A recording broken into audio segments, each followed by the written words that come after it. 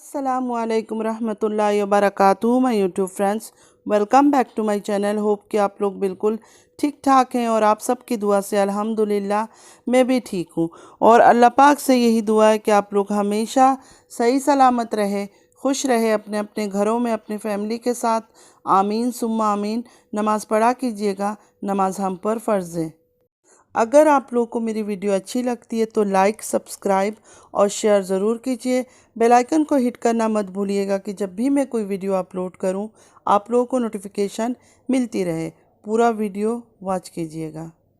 आज actually reaction देने का दिल ही नहीं हो रहा है, बिल्कुल दिल नहीं हो रहा है। दिल कर रहा है मैं आप लोगों से थोड़ी बातें करूं, आप लोगों से पूछूं कि आप लोगों को क्या लगता है, कौन सही है कौन गलत है। आप लोग मुझे बताएं, क्योंकि आप लोग 24/7 रहते हो लाइवों में। जहाँ जहाँ भी लाइव हो रहा है आप लोग फ़ौरन जाते हो, सुनते हो। मैं इस तरह एक्टिव नहीं रहती हूँ यूट्यूब में, तो मुझे इतना नहीं पता। आप लोग मुझे बताओ कि इनमें से कौन सही है। आज़म भाई ने भी वॉइस सुनाई, बिया जी ने भी वॉइस सुनाया। आज़म भाई ने जो वॉइस लीक किया बिया जी का, वो तो क्लियर था, वो बिया जी ही थी, वो साफ पता चल रहा था। लेकिन बिया जी ने जो वॉइस सुनाया वो किसका था नहीं था मुझे नहीं पता, क्योंकि मैंने वो सुना नहीं है। और अभी शायद बिया जी ने वो सब चीज़ें हाइड कर दिया, डिलीट कर दिया, जो भी। आखिर सलमा सपोर्टर्स लड़ाई क्यों कर रहे हैं आप लोग बताओ।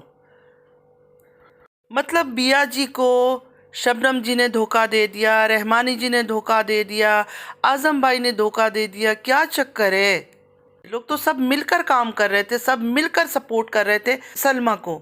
जहाँ इंसान एक साथ रहता है वह एक दूसरे से गिला शिकवा होती है, लेकिन वो ऑफ कैमरा ये सब चीज़ें ख़त्म किया जाता है।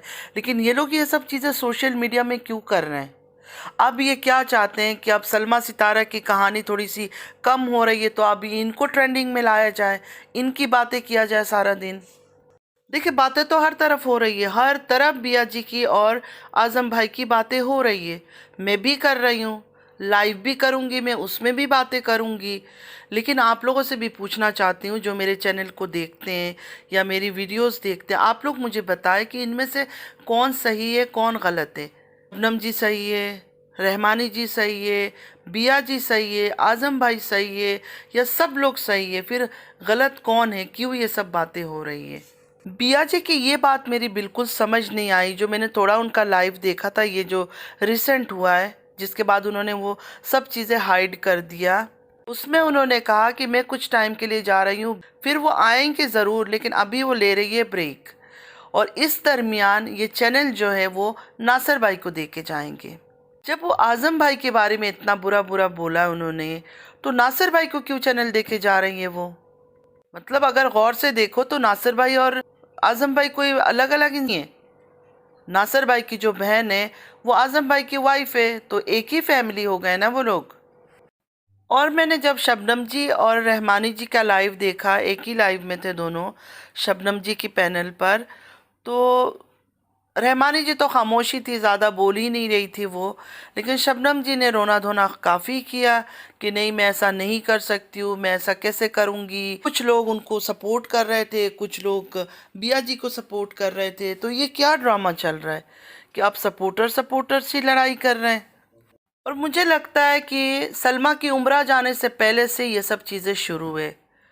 तो मेरे ख्याल से सलमा को एक दफ़ा आना चाहिए था और इन सब को समझाना चाहिए था, क्योंकि इन लोगों ने जी जान लगा के सलमा को सपोर्ट किया।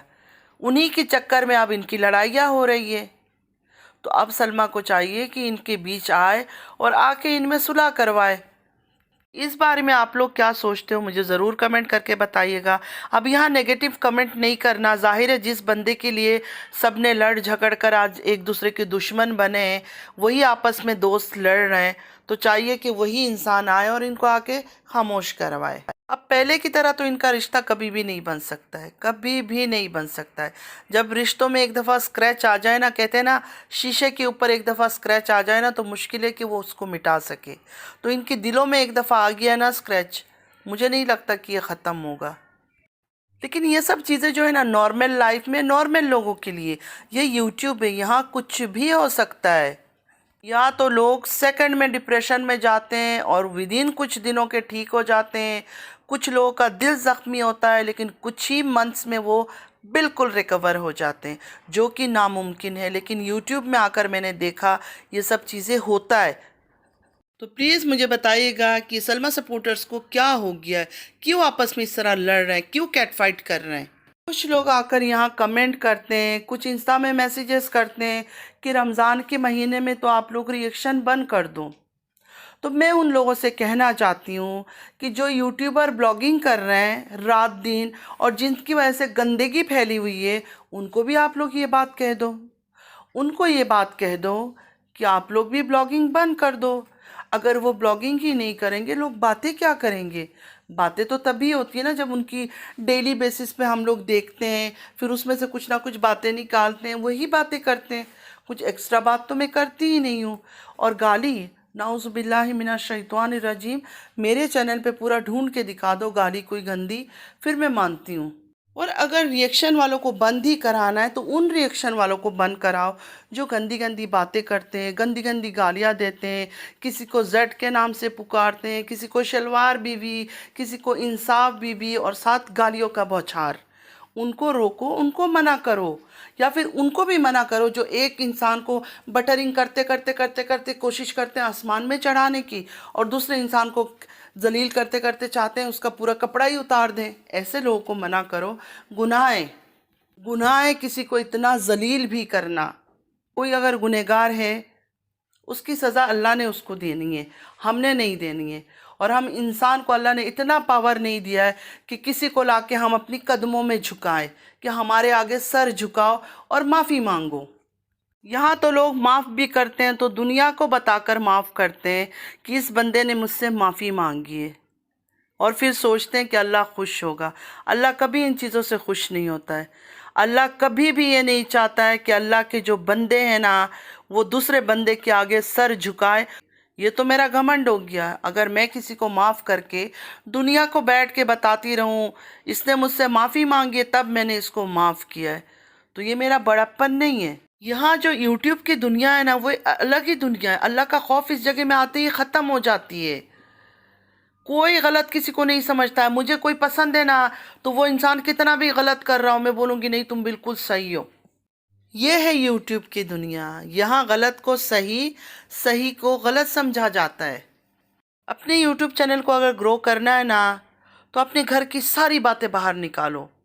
आज हस्बैंड ने क्या खाया, आज हस्बैंड कैसे सोया, आज हस्बैंड ने किससे बात की, आज हस्बैंड की इस औरत से इश्क था, कल हस्बैंड को आके मैंने घर में किसी औरत के साथ पकड़ लिया, उसके बाद फिर हस्बैंड ने फिर शादी करके ले आया, दूसरी शादी कर ली, तीसरी शादी कर ली, आज मेरे बेटे ने ये किया, कल मेरी बेटी ने वो किया। मतलब घर की जो सारी प्राइवेट मैटर्स है ना, उसको खुलकर रखो यूट्यूब के सामने। फिर आपके चैनल को कैसे बूस्ट मिलता है और कैसे आपका चैनल ग्रो करेगा ना, आप सोच ही नहीं सकते हो। और लोगों को भी इस बात का पता चल गया है। लोगों को पता चल गया अगर हमने चैनल को ग्रो करना है ना, तो बेशर्म होना पड़ेगा हमें, क्योंकि लोग यही चीज़ें पसंद कर रहे हैं।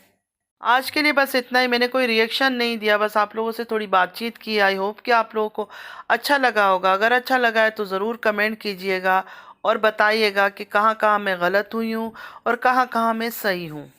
खैर आजकल इतना कमेंट्स भी मुझे नहीं आते, क्योंकि मैं वो मसाला, मिर्ची, स्पाइस कुछ डाल नहीं पा रही हूँ। कुछ दिनों से मैं थोड़ी ऑफ हूँ, मेरा मूड उस तरह सही नहीं है, घर में कुछ परेशानियाँ हैं, तो मैं उस तरह स्पाइसी न्यूज़ वगैरह कुछ दे नहीं पा रही हूँ, उस तरह बातें नहीं कर पा रही हूँ, तो लोगों को अच्छा नहीं लग रहा है। चले, अंडरस्टूड है, समझ रही हूँ मैं। नमाज़ पढ़ा कीजिएगा, नमाज हम पर फ़र्ज़ है, नमाज की कोई माफ़ी नहीं है। मैं हमेशा आप लोगों को अपनी दुआओं में याद रखती हूँ। मेरे लिए दोस्त, दुश्मन, हेटर, सपोर्टर कुछ नहीं है। मेरी दुआओं में हर कोई शामिल रहता है। आप लोग भी मुझे अपनी दुआओं में याद ज़रूर रखिएगा। चलती हूँ, ज़िंदगी रही, फिर मुलाकात होगी। अल्लाह हाफिज़।